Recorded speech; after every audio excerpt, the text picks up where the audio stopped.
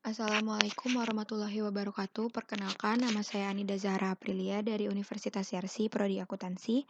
Kali ini saya akan menjelaskan topik 11 tentang asumsi klasik. Asumsi klasik itu yang pertama ada uji normalitas yang digunakan untuk melihat apakah data residual terdistribusi normal atau tidak. Kemudian ada uji multikolonialitas, yang dimana jika hubungan itu mendekati satu, artinya hubungan mendekati sempurna. Syarat lolos uji multikolonialitas itu nilai korelasinya harus kurang dari 0,80. Dapat juga dengan melihat jika nilai toleransinya itu lebih besar dari 0,10 atau nilai VIF-nya itu kurang dari 10, maka tidak ada multikolonialitas. Kriteria pengujiannya, jika nilai toleransinya lebih besar dari 0,10 atau 10% dan nilai VIF-nya kurang dari 10, maka data tidak mengalami multikolonialitas dan sebaliknya. Yang ketiga ada uji autokorelasi. Tujuannya untuk menguji apakah dalam model regresi ditemukan adanya korelasi antar kesalahan pengganggu pada periode T dengan periode sebelumnya. Menurut Ghazali, ada beberapa pengujian yang dapat dilakukan seperti uji Darwin-Watson, uji Lagrange multiplier, uji statistik Q yaitu Box-Pierce dan Ljung-Box, kemudian uji Rantes. Nah, uji autokorelasi Darwin-Watson ini keterangannya K sama dengan banyaknya variabel bebas, tidak termasuk variabel terikat. N adalah banyaknya observasi atau sampel. DU adalah Darwin-Upper, DL adalah Darwin-Lower, dan DW adalah Darwin-Watson.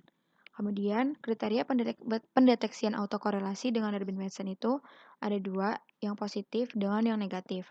Nah, yang positif ini juga terbagi lagi menjadi tiga, yaitu DW lebih kecil dari DL, artinya terdapat autokorelasi positif.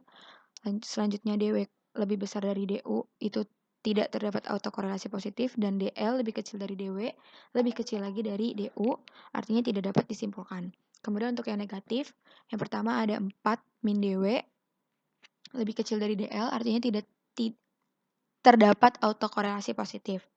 Kemudian 4 min DW lebih besar dari DU, artinya tidak terdapat autokorelasi negatif. Selanjutnya yang terakhir ada DL lebih kecil dari 4 min DW, lebih kecil dari DU, artinya tidak dapat disimpulkan. Nah, sekarang kita buka SPSS-nya. Nah, untuk pengujian yang tadi, kita juga cuma akan menguji yang Darwin-Watson dan Rantes. Nah, yang pertama, kita akan melakukan pengujian dari uji normalitas. Ini data yang udah dimasukin, ada 10 nama bank, terus ada keuntungan, aset, dan harga saham.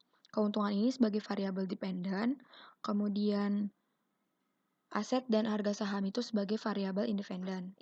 Nah, aset ini untuk X1 dan harga saham ini untuk X2.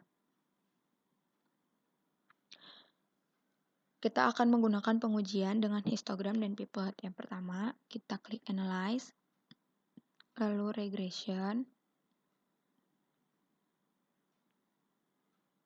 lalu linear. Nah, untuk yang keuntungan dimasukin ke dependen. Kemudian aset ke independen, harga saham juga independen. Nah, terus di sini klik yang plots. Untuk variabel yang Y ini masukin stress ID. Nah, untuk yang variabel X ini masukin yang Z spread. Nah, jangan lupa di standardized residual plots ini diklik yang histogram sama normal p-plotnya. Continue, terus oke.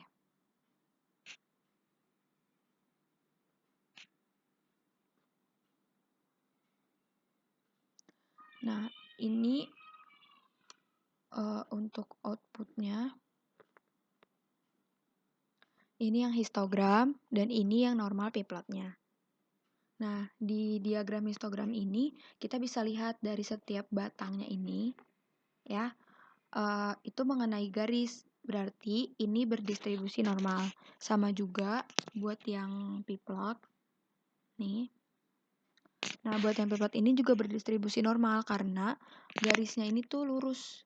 Garisnya lurus, terus titik-titiknya ini tuh lingkaran-lingkaran di sekitarnya itu mendekati garisnya. Jadi ini normal ya. Nah, balik lagi ke SPSS-nya, kita bakal ngelakuin uji normalitas yang menggunakan one sample KS. Pertama, caranya klik analyze, terus kita pilih yang parametric test, terus kita pilih legacy dialog, lalu pilih yang one sample KS. Nah, ini masukin semua datanya ke tes variable list, yang aset juga, harga saham juga. Nah, tes distribusinya ini yang normal ya. Terus kita klik OK. Nah, ini hasil outputnya. Langsung aja untuk nilai N-nya dari setiap data itu hasilnya sama, yaitu 10. Lalu kita cukup melihat dari nilai sigtotalnya. Ini yang di bawah. Nah, untuk nilai sigtotalnya ini kan yang keuntungan ada 0,31, aset 0,30, dan harga saham 0,106. Nah, untuk nilai sigtotalnya ini kan lebih besar dari 0,05, maka berdistribusi normal. Di sini kan nilainya semua di atas 0,05 ya. Jadi semuanya itu berdistribusi normal. Selain itu, kita juga bakal menguji dengan data residual. Yang pertama, kita klik analyze, kemudian regression, lalu pilih linear. Nah, untuk yang dependent sama independennya ini tetap sama, tapi di plots-nya histogram sama normal p-plotnya dihapus, di unchecklist, terus continue, terus yang di save, checklist yang unstandardized di residual. Continue, terus oke.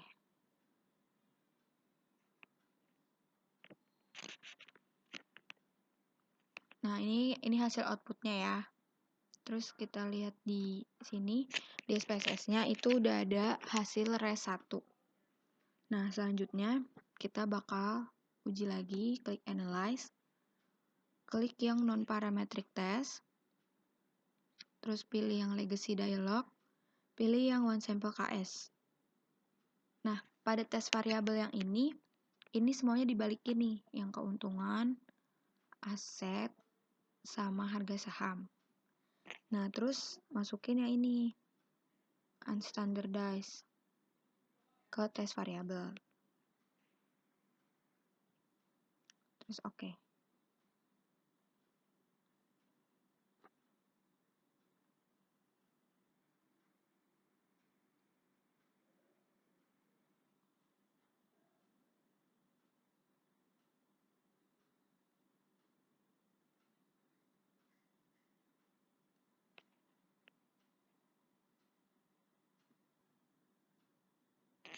Nah, ini hasil outputnya dari one sample KS kan pada nilai sigtotalnya itu 0,2000.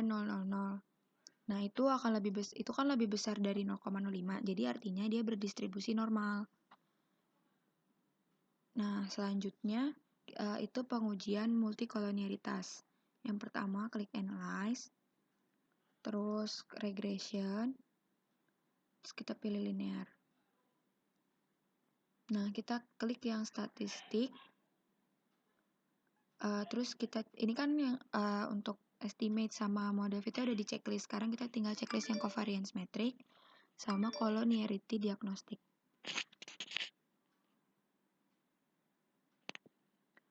Terus continue. Nah, untuk yang save, yang unstandardized di residualnya di unchecklist. Terus continue, lalu oke. Nah, ini untuk outputnya bisa lihat kita bakal lihat ke tabel koefisien. Nah, di tabel koefisien ini kita fokus ke kolom collinearity statistik yang tolerance sama VIF. Nah, nilainya itu kan sama ya antara aset dan harga saham. Nah, untuk tolerance apabila lebih besar dari 0,10 dan VIF-nya lebih kecil dari 10, maka data tidak mengalami multikolonialitas. Nah, di data ini kan tolerance-nya 0,533, terus VIF-nya 1,876. Nah, pada data ini dapat disimpulkan bahwa tidak mengalami multikolonialitas. Selanjutnya, melakukan pengujian autokorelasi. Kita buka lagi SPSS-nya. Yang pertama itu klik analyze, kemudian regression, kemudian linear. Nah, ini kan masih sama ya, kayak gini. Terus kita klik yang statistik. Nah, yang di statistik ini, yang residuals ini, klik yang Durbin-Watson.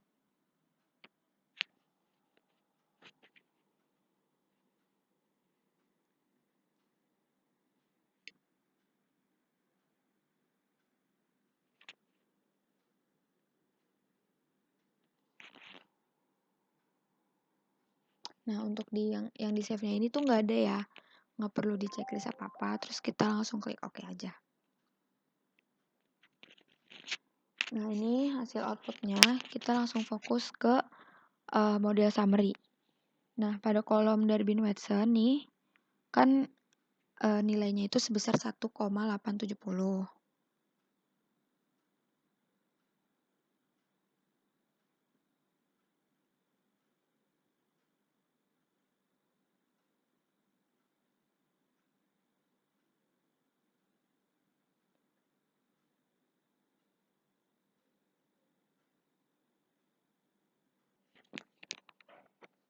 Nah, kan tadi Durbin-Watsonnya itu nilainya 1,870.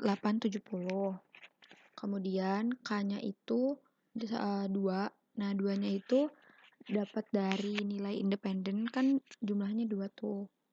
Ada 2 data. Nah, terus N-nya ini 10, DU sama DL-nya itu udah ditentuin dari Durbin-Watson. Nah, cara mengetahuinya itu lewat tabel Durbin-Watson.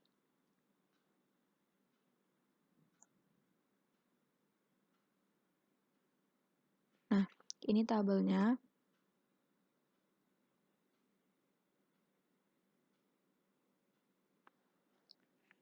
Nah, untuk menentukan hasilnya kan tadi K-nya itu 2 dan N-nya 10. Jadi caranya tuh lihat di sini nih.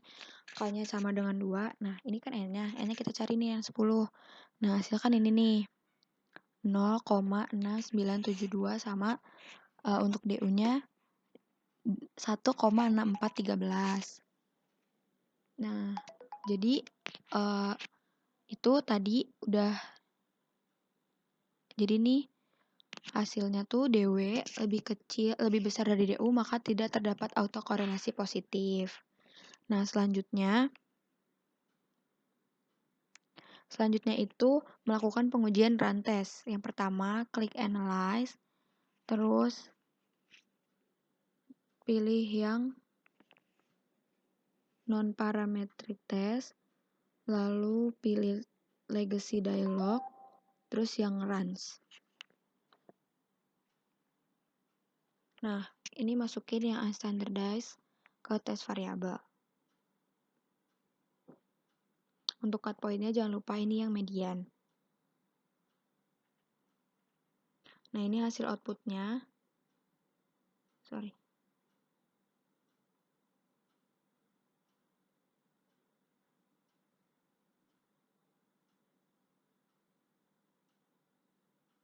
Nah, ini hasil outputnya. Total case-nya ada 10. Terus sigtutelnya itu kan 1,0000, yang mana lebih besar dari 0,05, maka kesimpulannya tidak terjadi autokorelasi antar residual. Nah, mungkin itu saja yang bisa saya jelaskan, kurang lebihnya mohon maaf. Sekian, wassalamualaikum warahmatullahi wabarakatuh.